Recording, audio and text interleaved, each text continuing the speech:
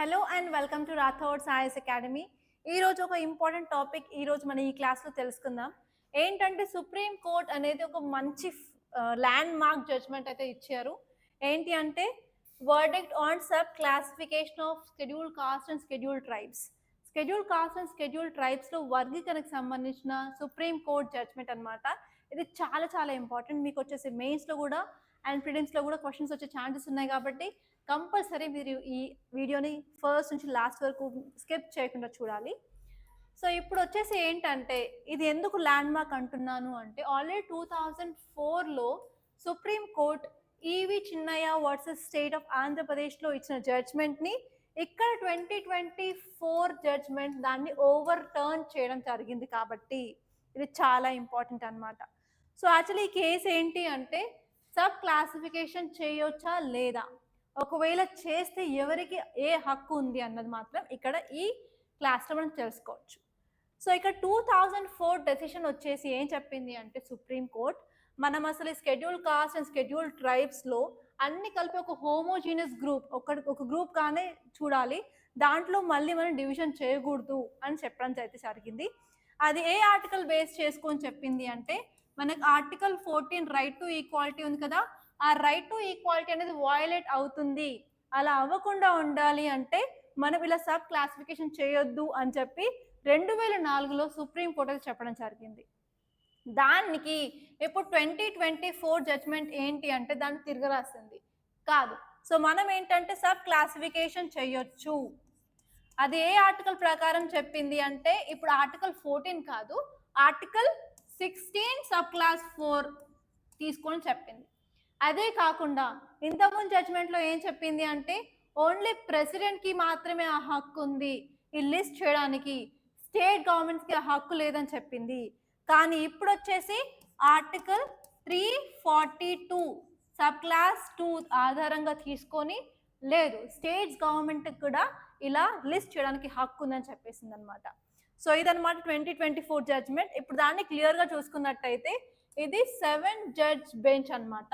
ఇందులో 6:1 జడ్జ్మెంట్ అనేది ఇవ్వడం జరిగింది. ఈ జడ్జ్మెంట్లో sub categorisation of scheduled caste and scheduled ట్రైబ్స్కి అనుమతి ఇచ్చింది. అదే కాకుండా ఎస్పెషలీ అండర్ రిప్రజెంటెడ్ పీపుల్ ఉన్నారు, సో వాళ్ళకి ప్రాపర్గా రీప్రజెంట్ కూడా ఇవ్వడం జరిగింది. అండ్ ఇది ఎందుకు అంటే రిజర్వేషన్కి మాత్రమే. సో ఈ రిజర్వేషన్ వచ్చేసి మనకి ఎడ్యుకేషన్లో అలాగే ఎంప్లాయ్మెంట్లో కూడా ఇవ్వడం జరుగుతుంది అనమాట. ఓకే, క్లియరే కదా. సో ఇక్కడ మీరు గుర్తుపెట్టుకోవాల్సింది కొన్ని ఆర్టికల్స్ ఉన్నాయి, సో ప్లీజ్ లిస్ట్ చేసుకోండి. ఫస్ట్ వచ్చేసి ఆర్టికల్ 14, నెక్స్ట్ వచ్చేసి ఆర్టికల్ 341, నెక్స్ట్ వచ్చేసి ఆర్టికల్ 16 సబ్ క్లాస్ 4, నెక్స్ట్ వచ్చేసి ఆర్టికల్ 342 సబ్ క్లాస్ 2. ఈ రెండు ఆర్టికల్స్ వచ్చేసి 2024 జడ్జ్మెంట్కి సంబంధించినవి. అండ్ ఈ రెండు ఆర్టికల్స్ వచ్చేసి 2004వ సంవత్సరంలో ఇచ్చిన సుప్రీం కోర్ట్ జడ్జ్మెంట్ ప్రకారం చూడాల్సిన ఆర్టికల్స్ అనమాట. సో ఇప్పుడు మీరు ఈ కేసుకి రూట్స్ మూలాలు ఎక్కడున్నాయో చూసుకోవాలి అంటే 1975లో ఏంటంటే పంజాబ్ ప్రభుత్వం అనేది ఒక నోటిఫికేషన్ తీసుకురావడం జరిగింది. ఆ నోటిఫికేషన్లో 25% supreme court schedule caste reservation అనేది ప్రొవైడ్ చేయడం జరిగింది. ఆ 25% యొక్క కేటగిరీస్ని రెండుగా డివైడ్ చేశారు. ఒక కేటగిరీ వచ్చేసి ఓన్లీ రెండిటికి మాత్రమే అంటే బాల్మీకీస్ అండ్ మజ్హాబీ సిక్స్ అనే వారికి ఫస్ట్ ప్రయారిటీ ఇస్తున్నారు. ఫస్ట్ ప్రయారిటీ ఎందుకు వీరికి ఇస్తున్నారంటే అసలు ఎస్సీలో మొత్తానికి ఈ పీపుల్ అనేది చాలా అండర్ ప్రివిలేజ్డ్ అనమాట, అలాగే చాలా ఎకనామికల్గా కానీ ఎడ్యుకేషనల్గా కానీ బ్యాక్వర్డ్ ఉన్నారని చెప్పి రిజర్వేషన్ ఎస్సీ అనుకున్నప్పుడు వీళ్ళకి ఫస్ట్ ప్రయారిటీ అని అనుకున్నారు. వీళ్ళ ప్రయారిటీ అయిన తర్వాత మిగతా ఎస్సీ కమ్యూనిటీకి ప్రయారిటీ అనేది ఇస్తారనమాట. ఓకే, ఇది 1975లో. ఇదే తరహాలో ఏపీలో కూడా 2000 సంవత్సరంలో కూడా ఒక లా అనేది తీసుకొచ్చారు. ఆ లా పేరు ఏంటంటే AP scheduled caste rationalisation of reservations act అని తీసుకొచ్చారనమాట. దీన్ని సుప్రీం కోర్టులో ఛాలెంజ్ చేశారు. ఈ కేసే EV Chinnaiah versus state of AP 2004 case అనమాట. ఈ కేసులోని సుప్రీం కోర్టు ఏం చేసింది, సబ్ కేటగరైజేషన్ చేయకూడదు అని తేల్చి చెప్పేసింది. అది దేని ప్రకారం, ఆర్టికల్ 14 ప్రకారం. ఓన్లీ రిజర్వేషన్స్ కోసం మీరు సబ్ కేటగరైజేషన్ చేసేసి అదే కమ్యూనిటీలో ఉన్న వాళ్ళని డిఫరెంట్గా చూడడం ఎంతవరకు కరెక్ట్ కాదు. సో అలా ఓన్లీ రిజర్వేషన్ కోసం అలా చూడడం వల్ల ఏంటంటే మీరు డిస్క్రిమినేషన్ చేస్తున్నారు, ఆర్టికల్ 14 అనేది వయోలేట్ అవుతుంది అని సుప్రీంకోర్టు చెప్పింది. అలాగే ఇక్కడ ఆర్టికల్ 341 ప్రకారం ఓన్లీ ప్రెసిడెంట్ కి మాత్రమే పవర్ ఉంది, అసలు స్టేట్ కి పవర్ లేదు, స్టేట్స్ అనేది ఇంటర్ఫియర్ అవ్వద్దు అని కూడా క్లియర్ గా చెప్పేసింది అనమాట. ఓకే, సో ఇక్కడ నేను ఆర్టికల్ 341 గురించి రాశాను. అండ్ ఇక్కడ వచ్చేసి ఆర్టికల్ 14 ప్రకారం ఏంటంటే 2004 కేసులో ఈ ఏపీ యాక్ట్ ని నల్ అండ్ వాయిడ్ అనేది చేయడం జరిగింది. దాని తర్వాత ఏమైంది అంటే 2006లో మరొక కేసు, doctor Kishan Pal versus state of Punjab అనే కేసు. సో ఏపీలో సుప్రీంకోర్టు దాన్ని కొట్టేసింది, అలా అని పంజాబ్లో ఊరుకుంటారా? ఊరుకోరు కదా. సో వాళ్ళు కూడా కేసు అనేది ఫైల్ చేశారు. ఆ కేసుని doctor Kishan Pal versus state of Punjab అంటున్నాము. సో ఆ కేసులో ఏమైంది అంటే 2006వ సంవత్సరంలో సుప్రీంకోర్టు ఆ 1975 నోటిఫికేషన్ని కొట్టివేసింది. దాని తర్వాత ఊరుకోలేదండి పంజాబ్ గవర్నమెంట్, చాలా స్ట్రాంగ్గా ఉన్నారు రిజర్వేషన్ కోసం. అందుకని ఏంటంటే జస్ట్ 4 నెలల వ్యవధిలో వాళ్ళు ఇంకొక యాక్ట్ తీసుకొచ్చారు. ఆ యాక్ట్ పేరు ఏంటంటే Punjab SC and BC reservation services act of 2006 అనమాట. సేమ్ ఇక్కడ ప్రొవిజన్స్ వచ్చేసి 1975 నోటిఫికేషన్ ఉన్న ప్రొవిజన్సే మళ్ళీ ఎస్సీ కేటగిరీని 2 విధాలుగా డివైడ్ చేశారు. వాల్మీకి వాళ్ళకి అండ్ సిక్ వాళ్ళకి ఫస్ట్ ప్రయారిటీ ఇచ్చారు, అండ్ మిగతా ఎస్సీ కమ్యూనిటీ వాళ్ళకి సెకండ్ ప్రయారిటీ. మళ్ళీ ఇది ఏంటంటే ఇది సుప్రీంకోర్టు ముందు మళ్ళీ ఛాలెంజ్ చేయడం జరిగింది. 2010వ సంవత్సరం మళ్ళీ ఈ కొత్త లాని కూడా కొట్టివేశారనమాట. దాని తర్వాత ఏంటంటే ఇలా కాదు అని చెప్పి డైరెక్ట్గా పంజాబ్ గవర్నమెంటే సుప్రీంకోర్టుకి వెళ్ళి అడగడం జరిగింది. ఆ కేసు ఏంటంటే Devendra Singh versus state of Punjab. ఇది వచ్చేసి 2014లో అనమాట.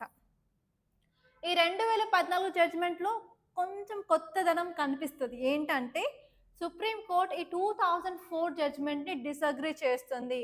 అంటే సరే మీరు అన్నట్టు మీరు చెప్పిన దాంట్లో కూడా న్యాయం ఉంది.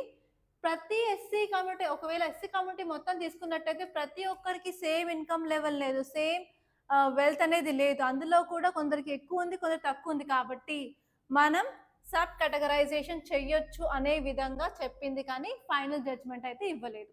సో జస్ట్ ఇక్కడ మీరు గుర్తుపెట్టుకోవాల్సింది 2004వ సంవత్సరంలో ఇచ్చిన జడ్జ్మెంట్ ఏదైతే ఉందో దాన్ని డిసగ్రీ చేయడం అయితే జరిగింది. దాని తర్వాత 2018లో ఏంటంటే ఒక ఇంపార్టెంట్ కేస్, దీన్ని జర్నైల్ సింగ్ వర్సెస్ లక్ష్మీ నారాయణ గుప్తా కేసు అంటాము. ఈ కేసులో వచ్చేసి సుప్రీంకోర్టు అనేది క్రీమీ లేయర్ ఉండాలి అని చెప్పింది. ఈ కేటగిరీలో కూడా మనం బేస్డ్ ఆన్ ఇన్కమ్ మన క్రీమీ లేయర్ని తీసుకురావచ్చు అని చెప్పింది. అండ్ ఇక్కడ రిజర్వేషన్లు ఎవరికైతే కావాలి అనుకుంటున్నారో వాళ్ళకి ఒక ఇన్కమ్ సీలింగ్ అనేది పెట్టడం జరిగింది. అండ్ ఈ రిజర్వేషన్స్, ఈ క్రీమీ లేయర్ వచ్చేసి ఫస్ట్ టైం ప్రమోషన్స్లో యూజ్ చేశారు. 2018వ సంవత్సరంలో ఫస్ట్ టైం ప్రమోషన్స్ కింద దీన్ని యూజ్ చేశారు. దాని తర్వాత ఇప్పుడు ఫైనల్ జడ్జ్మెంట్ 2024వ సంవత్సరంలో వచ్చిందనమాట. ఇప్పుడు ఏం చెప్పింది అంటే మనం సబ్ క్లాసిఫికేషన్స్ చేయొచ్చు అని చెప్పింది. ఏ ఆర్టికల్ ప్రకారం? Article 16 sub class 4. అండ్ అదే కాకుండా స్టేట్స్కి మరియు యూనియన్ టెరిటరీస్ కూడా అదే అధికారం ఉంది లిస్ట్ తీసుకురావడానికి, ప్రెసిడెంట్కే కాకుండా అని చెప్పి ఆర్టికల్ 342 సబ్ క్లాస్ 2లో చెప్పడం జరిగిందనమాట. ఇది ఇప్పుడు జడ్జ్మెంట్. సో ఇదండి మీరు చూడాల్సిన కథ, ఒక స్టోరీ. సో ఈజీగా అర్థమైపోయింది కదా. సో మీరు ఎప్పుడైనా సరే ఆన్సర్ రాస్తున్నప్పుడు ఏంటంటే ప్రతి ఒక్క కేసు గురించి రాయాల్సిన అవసరం అయితే ఉంది. సో ఇప్పుడు దీనివల్ల మనకి బెనిఫిట్స్ ఏంటి అంటే, మనకి బెనిఫిట్స్ అనేవి ఏవైతే ఉన్నాయో అవి ఈక్వల్గా అందరికి డిస్ట్రిబ్యూట్ అయ్యే అవకాశం. ఎస్పెషలీ ఎవరికైతే డిస్పారిటీస్ ఉన్నాయో, హెచ్చుతగ్గులు ఉన్నాయో, ఎస్పెషలీ ఎవరికైతే ఈ బెనిఫిట్స్ రావాలో వాళ్ళకి అందరూ జరుగుతుంది. అలాగే మన సపోర్ట్ కూడా ఒక టార్గెటెడ్ పీపుల్కి మాత్రమే వెళ్తుంది అనమాట. అదే కాకుండా మనం ఇన్ఈక్వాలిటీని డిక్రీజ్ చేయొచ్చు. అలాగే మనం ఇంక్లూజివ్ డెవలప్మెంట్, ఈ పీపుల్ బడుగు వర్గాల వాళ్ళు ఏంటంటే అన్నిట్లలో ప్రాపర్గా వాళ్ళకి ఎడ్యుకేషన్ ఉండదు, ఎంప్లాయ్మెంట్ ఉండదు, గవర్నమెంట్ జాబ్స్లో ఉండరు. సో ఇప్పుడు వీళ్ళకి టార్గెట్ చేసుకుని రిజర్వేషన్ ఇచ్చినట్టయితే వాళ్ళ ప్రజెంటేషన్ అనేది పెరుగుతుంది. కాబట్టి ఇంక్లూజివ్ డెవలప్మెంట్కి చాలా హెల్ప్ అనేది అవుతుంది. అదే కాకుండా వీళ్ళ యొక్క రిప్రజెంటేషన్ అనేది కూడా ఎంప్లాయ్మెంట్లో కానీ, ఎడ్యుకేషన్లో కానీ, పాలిటిక్స్లో కానీ మనం చూడొచ్చు. అండ్ నెక్స్ట్ వచ్చేసి ఏంటంటే మనం ఎస్పెషల్లీ ఎవరైతే కంపల్సరీ రిజర్వేషన్ కావాలి, రిజర్వేషన్ లేకుండా పైకి రాలేని వాళ్ళు ఉన్నారో వాళ్ళకి మాత్రమే మనం ప్రయారిటైజ్ చేసినట్టు కూడా ఉంటుంది.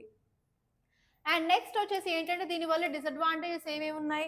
సరే, నాకు చెప్పడానికి మీరు వినడానికి చాలా ఈజీగా అనిపించింది. జస్ట్ 10 మినిట్స్ ఎలా అయిపోయిందో కూడా మీకు అర్థం అవ్వలేదు. అయినప్పటికీ ఏంటంటే ఇంప్లిమెంట్ చేయాలంటే చాలా కష్టంగా ఉంటుంది.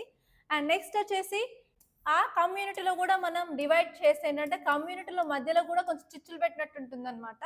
అండ్ నెక్స్ట్ వచ్చేసి ఇండియాలో పాలిటిక్స్ అనేది ఓట్ బ్యాంక్స్ మీద ఉంటుంది. అండ్ నెక్స్ట్ వచ్చేసి కాస్ట్ మీద డిపెండ్ అయి ఉంటుంది కాబట్టి సో మనం పాలిటిసైజేషన్ కానీ పాపులిస్ట్ మెషర్స్ కూడా దాని మీద కూడా ఇంపాక్ట్ అయితే ఉంటుంది కంపల్సరీ.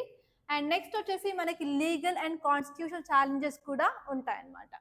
సో ఇవండి మన దగ్గర ఉన్న అడ్వాంటేజెస్ అండ్ డిసడ్వాంటేజెస్ ఈ స్టెప్కి. కానీ మొత్తానికి ఏంటంటే ఇది ఒక ల్యాండ్ మార్క్ జడ్జ్మెంట్ అని చెప్పొచ్చు. 2024లో వచ్చిన సుప్రీంకోర్టు జడ్జ్మెంట్స్లో ఇది ఒక ఇంపార్టెంట్ అని మీరు కంపల్సరీ నోట్ అయితే చేసుకోవాల్సిందే. మీకు దీని మీద మాత్రం మెయిన్స్ ఆర్ ప్రిలిమ్స్ క్వశ్చన్స్ వచ్చే ఛాన్సెస్ చాలా ఉన్నాయి కాబట్టి మంచిగా ప్రిపేర్ అవ్వండి. ఓకే, సో ఇంతటితో నేను కంప్లీట్ చేస్తున్నాను. అండ్ కంపల్సరీ మీకు ఈ క్లాస్ నచ్చినట్టయితే లైక్ చేయండి, అలాగే మీ ఫ్రెండ్స్తో షేర్ చేయండి. అండ్ మన ఈ కొత్త ఛానల్ని సబ్స్క్రైబ్ చేయండి. అండ్ మీ సపోర్ట్ మాత్రం నాకు కంపల్సరీ కావాల్సిందే. So at least like and share మాత్రం కంపల్సరీ మీ దగ్గర నుంచి ఎక్స్పెక్ట్ చేస్తున్నాను. That's all. Thank you so much guys.